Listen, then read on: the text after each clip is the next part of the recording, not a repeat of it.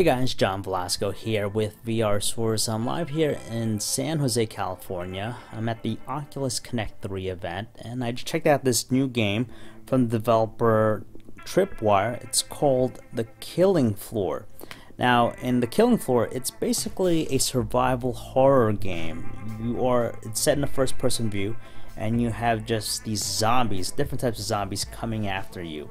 Of course, you have your weapons.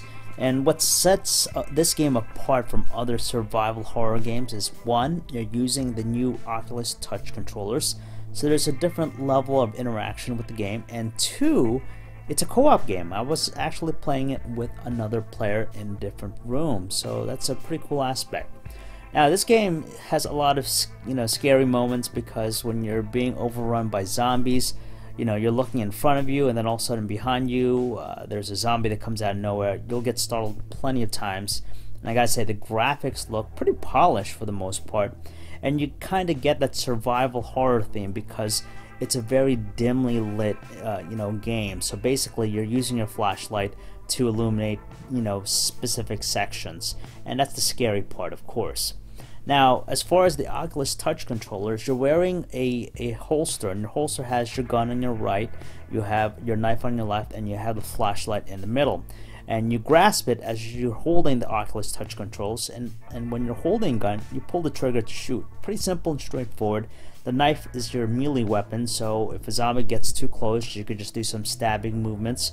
You could throw the knife at them, or just flail like no other, and just start slashing them.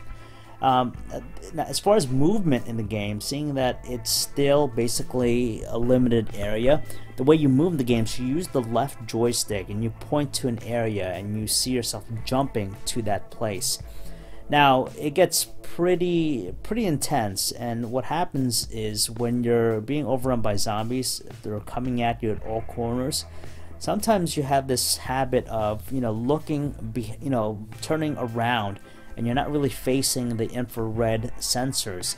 And what happens is that it loses track of them. So for a slight second or slight moment, you're just frozen, which is a shame. It would have been better if the tracking were just a little bit more wider, so it doesn't lose it.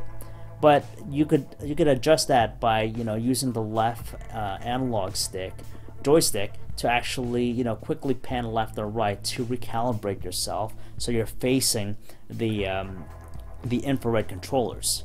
Now, this game is pretty scary. Like I said, you're going to be constantly fighting different types of zombies. At one point I was wielding two guns, so that was pretty cool. There's some light puzzle element to this game. So there's that, but it's a typical survival horror game, but it's just really nice that with the Oculus touch controllers, it makes you feel like you're actually holding a gun, fending off these zombies. So this game is going to be coming out soon for the Oculus Rift, so if you guys want to learn more about it, you can check out our website, VR Source, your source for all kinds of reality.